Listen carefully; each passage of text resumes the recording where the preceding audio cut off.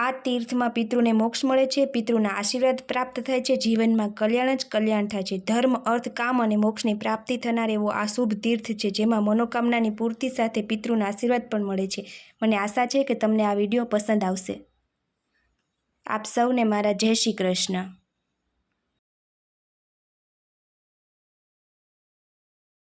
જય માતાજી, જય માધવરાય મિત્રો। આપણે મોક્ષ પીપળાના દર્શન કરી રહ્યા છીએ, જેનો ઇતિહાસ આપણે આગળ જાણેલો છે। આજે આપણે માધવરાય લક્ષ્મીનારાયણ મંદિર, 5 પાંડવો અને સંતાન પ્રાપ્તિ માટેનો જે મંદિર છે તેનું દર્શન કરીશું અને તેનો ઇતિહાસ જાણીશું। અહીં મહારાજા પરીક્ષિતે આ તીર્થમાં પૃથ્વી તથા ધર્મને કળયુગના ભયથી રક્ષણ આપેલ છે। આ તીર્થમાં રાષ્ટ્રપિતા ગાંધી અને તે કસ્તુરબા ગાંધી સદેહે આવેલા છે। આ પૂર્વવાહિની નદી છે, જે સરસ્વતી નદીને પૂર્વવાહિની નદી કહેવામાં આવે છે। સામે 5 પાંડવ મંદિરો છે, તેને આપણે આગળ ઇતિહાસ જાણીએ। તેની બાજુમાં સંતાન પ્રાપ્તિ માટેનું જે મંદિર છે ત્યાં કઈ રીતે શું છે તે આગળ આપણે જોઈશું, તેની મુલાકાત લેશું અને ઇતિહાસ જાણીશું। અહીં મહારાજા પૃથ્વીરાજાએ 100 અશ્વમેઘ યજ્ઞ કરેલ છે। જો શિવાંશ આગળ પાંડવ મંદિરો બાજુ નીકળ્યો છે, આપણે જઈએ પાંડવ મંદિર પાસે। જય સિદ્ધેશ્વર મહાદેવ। આ મંદિર સિદ્ધેશ્વર મહાદેવનું છે અને શિવાંશ જો આગળ દર્શન કરવા આવે છે। ચાલો શિવાંશ દર્શન કરી લે। એ તો સીધા પોઠિયા બાપાના દર્શન કરવા ઊભી જશે, તો સિદ્ધેશ્વર મહાદેવના દર્શન કરી લઈએ। પાંડવો દ્વારા સ્થાપિત આ પાંડવ મંદિરો કહેવાય છે। તમે જોઈ શકો છો મંદિરને। જય સિદ્ધેશ્વર મહાદેવ। શિવાંશ દર્શન કરવા આવી ગયો કે શિવાંશ? ચલો જો જે ભગવાન હવે દર્શન કરે છે। મિત્રો, આ મંદિરોમાં પાંડવો દ્વારા સ્થાપિત શિવલિંગ છે। પાંડવો શિવની પૂજા કર્યા વિના ભોજન લેતા નહીં, તેથી જ્યાં પણ સાંજ પડે ત્યાં તે શિવલિંગની સ્થાપના કરી અને ત્યાં તેની પૂજા કરી શિવલિંગની, અને પછી જ તે ભોજન લેતા હતા। ત્યારથી જો આ બધા મંદિરો પાંડવો દ્વારા સ્થાપિત શિવલિંગ છે, ત્યારબાદ ગાયકવાડ સરકારે અહીંયા નિજ મંદિરો સ્થાપ્યા છે। અહીંયા આજે ભાદરવા મહિનો છે એટલે ઠેર ઠેર જો પિતૃ માટે અહીંયા શ્રાદ્ધ વિધિ થઈ રહી છે। આ મંદિરો ગાયકવાડ સરકાર દ્વારા સ્થાપિત છે અને ખૂબ જ જૂના મંદિરો છે। અહીંયા પહેલાં પાંડવો દ્વારા સ્થાપિત શિવલિંગ હતી, ત્યારબાદ અહીંયા ગાયકવાડ સરકારનું જૂનું બાંધકામ તમે જોઈ શકો છો। અહીં બાજુમાં સરસ્વતી નદી એક બાજુ વહે છે, એક બાજુ કિનારે શ્રી માધવરાયજી અને શ્રી મહાલક્ષ્મી માની પ્રતિમા આવેલી છે અને વચ્ચે પાંડવ મંદિરો આવેલા છે। અને એની બાજુમાં પૃથ્વેશ્વર મહાદેવનું મંદિર, જે સંતાન ઈચ્છા પૂરી કરતું મંદિરની આપણે મુલાકાત લેશું। જય સિદ્ધેશ્વર, જય ગોવિંદેશ્વર મહાદેવ। આપણે બધા મહાદેવના દર્શન કરતા જઈએ અને આગળ જશું। હર હર મહાદેવ। સંતાનની કામનાવાળા દંપતી પ્રાચીએ વિધિસર શ્રાદ્ધ કરીને બ્રહ્મભોજન કરાવે છે। આથી જમાડશે તે રમાડશે તેમ પણ કહેવાય છે। આવા દંપતીની મનોકામના અહીં અવશ્ય પૂર્ણ થાય છે।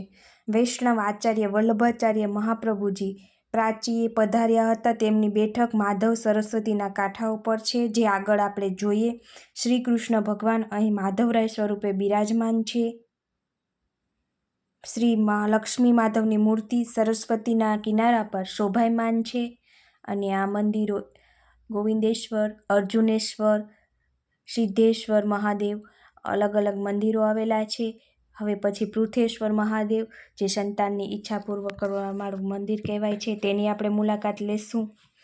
શ્રી માધવ પ્રભુ માટે સુંદર મંદિર ગાયકવાડ સરકારના દિવાન વિઠ્ઠલરાયે બંધાવ્યું, પણ નિજ મંદિરમાં પધરાવવા જતાં આ મૂર્તિ જમીનમાં ઉતરી ગઈ અને સરસ્વતી નદીના કિનારે બિરાજવાનું પ્રભુએ પસંદ કર્યું હતું। ભગવાને કહ્યું કે મારે તમારા બંધ દરવાજા કરતાં જ્યાં હું છે ત્યાં જ મારું સ્થાન રહેવા દો। ત્યારથી ભગવાન માધવરાય અહીં સરસ્વતી નદી કિનારે જ બિરાજમાન છે। માધવ મંદિરમાં પધાર્યા નહીં અને દિવાનમાં સ્વપ્નમાં આવીને કહ્યું કે મારે આ મંદિરમાં પ્રવેશવું નથી અને મને અહીંયા જ રહેવા દો। અને આ પાંડવો દ્વારા સ્થાપિત અલગ અલગ શિવલિંગો પણ આપણે જોઈ રહ્યા છીએ। જો બીજા ગોવિંદેશ્વર, જડેશ્વર, સિદ્ધેશ્વર મહાદેવ, હર હર મહાદેવ તમામ શિવલિંગની આપણે મુલાકાત લઈ રહ્યા છીએ। ત્યારબાદ આપણે સંતાન પ્રાપ્તિ માટે મંદિરના આગળ પૃથ્વેશ્વર મહાદેવનું મંદિર પણ આગળ જોઈએ, એની બાજુમાં જ હવે આવેલું મંદિર છે. અને આ બધા મંદિરો તમે જોઈ શકો મિત્રો. આ બાંધકામ જો ખૂબ જૂનું બાંધકામ છે અને અત્યારના સમયમાં તો આ બાંધકામ ક્યાંય જોવા પણ મળતું નથી. અને ખૂબ જ સુંદર બધા મંદિરો તમે જોઈ શકો છો.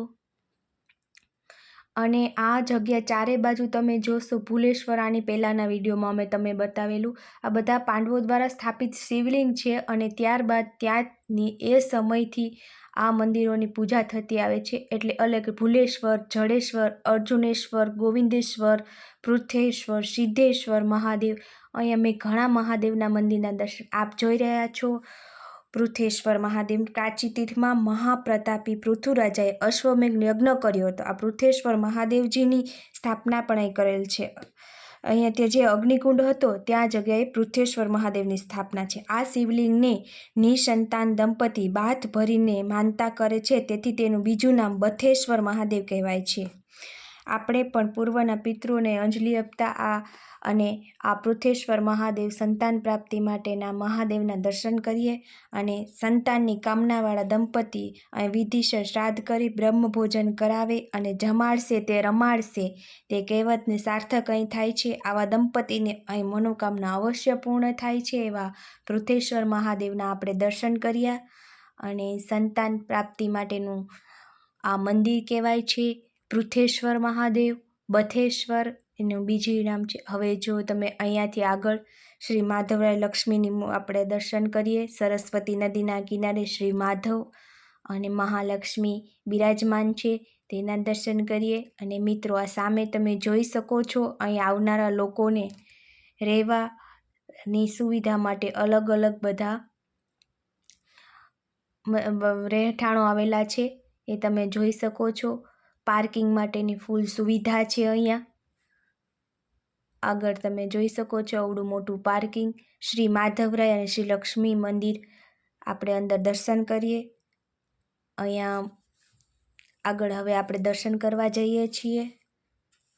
આ શ્રાદ્ધ પક્ષમાં પ્રાચીના પીપળાએ આપણે જળ ચડાવે તેના પિતૃની સર્વ મનોકામના પૂર્ણ થાય છે. અને માધવરાય અત્યારે પાણીમાં ગરકાવ થઈ ગયા છે. અને પૂરું ચોમાસું તમે અહીંયા આખા મંદિરની ઉપરથી પાણી જતું હોય છે. અત્યારે એટલું પાણી થોડું ઓછું છે.